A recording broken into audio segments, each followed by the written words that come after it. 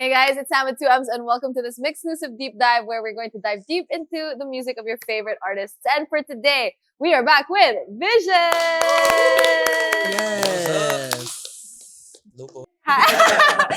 Sobrang awkward as if naman first time natin mag-meet. Mga ilang beses na tayo guys. What? This third time's the charm. Third time's the charm.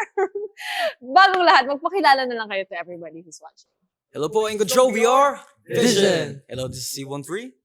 Hi guys, this is Sam.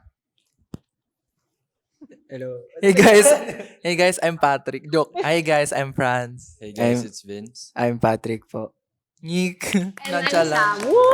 Love it! Second Sam, sorry. Second. Pero ang dami nyo nagagawa these days. Like, of course, Himig Handog. Part din kayo. Kayo isa sa interpreters for Himig Handog. So, kamusta naman yung experience so far? Ano yung naging reaction niyo nung nalaman niyo you're gonna be part of Himig Handog? Reaction Ganun team. talaga.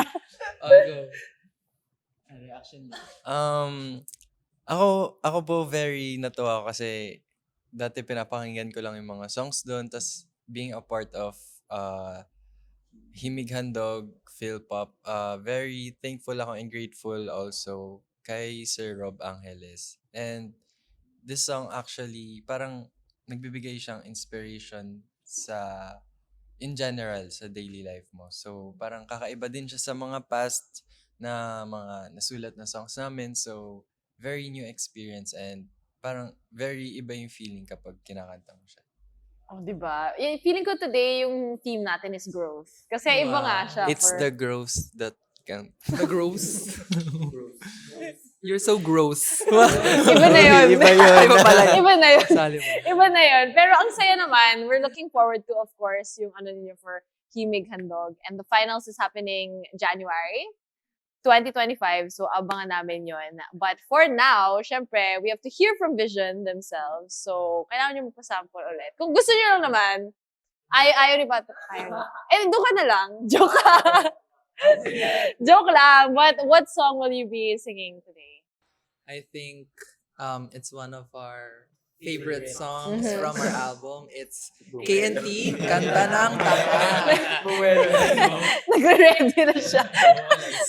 Okay, go. Prepare. Oo. Guys, yung note,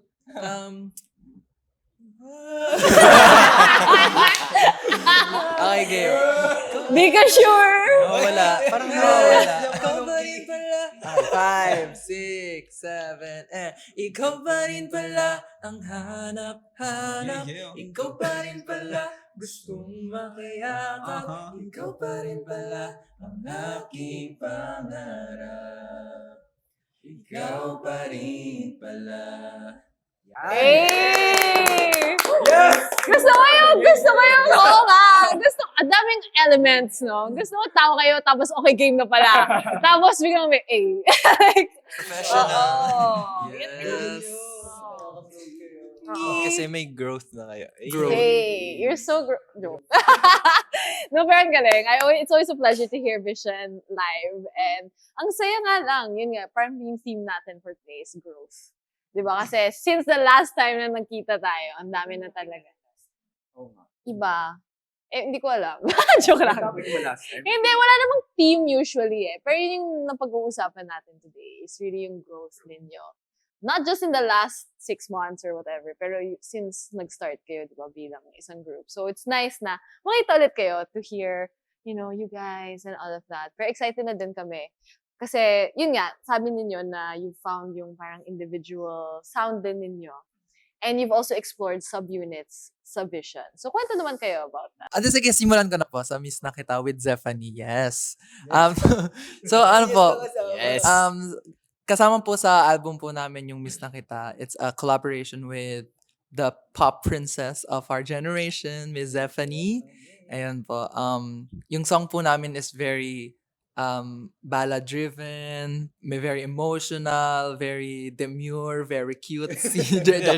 Very lang po, very sobrang heartfelt niya. It's about longing for someone and hoping na may ibabalik pa yung nakaraan. Ganon. Okay, Coco. Coco, naiyak ako. Nick. Joke. Yung kanta mo more Ay, hindi ba yun ano? Hindi, ito, subunit with Patrick of Vision. Wow. Tapos, actually, yung song na to parang nagulat din ako na nakapagsulat ako ng song na ganito kasi nga hindi ako nagsusulat since si Friends yung lagi nagsusulat. So, parang nung lock-in, na-inspired din ako sa kanya that time kasi nga Influencer ka. na-inspire ako sa'yo, be. Tapos, ayun nga, kasi nga siya yung nakakapagsulat lagi. Di ko alam kung anong meron sa utak niya, kung ba't siya nakakapagsulat ng mga ganong kanta kasi ang gaganda. Tapos, parang nung yung learnings ko doon, parang tinake ko na kung ano nga kung saan ka vulnerable, kung ano yung parang experience mo. Pero hindi lahat ng nung sinusulat mo, syempre, na-experience mo. Sus! Gusto niya lang, kasi yung Coco po medyo, sexy vibe Opo, ba? medyo sexy. So gusto vibe. niyang i-ano yun, sabi niya, hindi ko, Grabe! Actually, Siyempre may halong ano na yun. fiction. Oo. Yes. Hindi, ganun din yung mga natutunan namin this year is being matured. Ganun. Ano yung matured? Grabe ka naman. Tumanda na lang. Magalit ka na. Oo, grabe Oo. Hindi, ayun. Yung Coco means call me. So parang nag-play on words lang ako na Coco, just call on me. Ganun. Wala, naisip ko lang that time. Bakit? Ano naman masasabi mo nakakolab mo siya?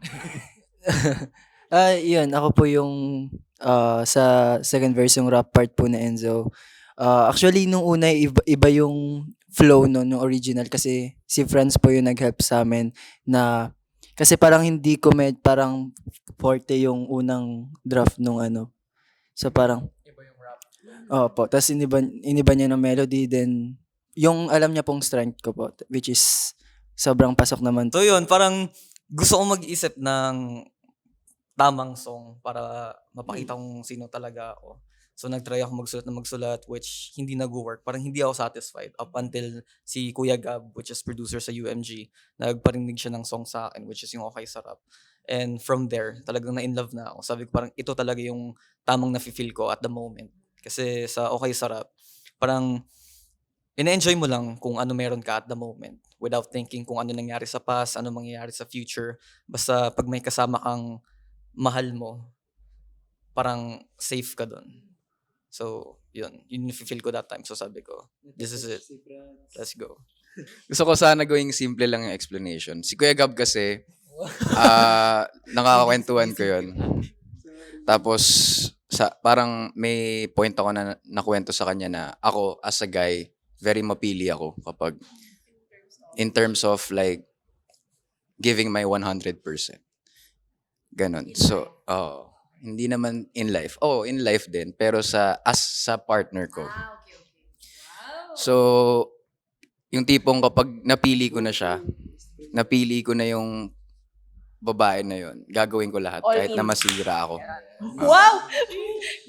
Yun pala yung iniisip niya. Ayun. Kahit na masira ako. So, Gamo-Gamo is all about giving your 100% kahit na alam mong masisira ka. Yun. Grabe. Kaya ka pala nag-iisip Ang ganda nga ng explanation mo. Wow! And- nakapag-isip siya. Nahuli ako eh.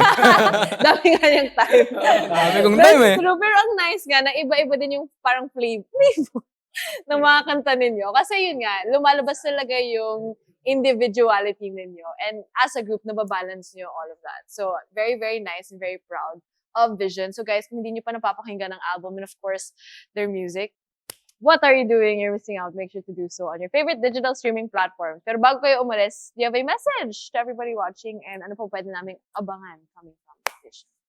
To our Vixies, thank you for giving your 100% love, support, and trust sa Vision every step in the way. Pati yung sa mga events namin, you're always there to make us feel that we are not lonely and we feel like meron kaming sasandalan. Stream sandal. Anyway, ayun po, maraming salamat po sa love nyo and we're always here for you like you're there for us. Pwede niyo po kaming abangan sa darating na November 8 and November 10. November 8 in Calgary and November 10 in Toronto for the Cornerstone All-Star Concert in Canada. Makasama namin ang aming fellow cornerstone artists katulad ni na Ate KZ, Papa P, Inigo, Zephanie, and many more. And also sa January naman po, 2025, abangan niyo po kami sa Finals Night para sa Himig Handog in collaboration with Philpop with our song Mahiwaga. More details to come. Follow niyo lang po kami sa aming social media platform. It's at VXON official. Let's go. Let's go! O, diba? Ang daming ganap from November to January. Booked and busy ang Vision. So thank you so much, Vision, for joining us here for having once us, again. And maraming salamat din sa lahat na nanood ng exclusive interview na to. Once again, this has been Samm with 2M's and Vision. Thank you, everybody! Thank you po! Thank you for having us, Mix.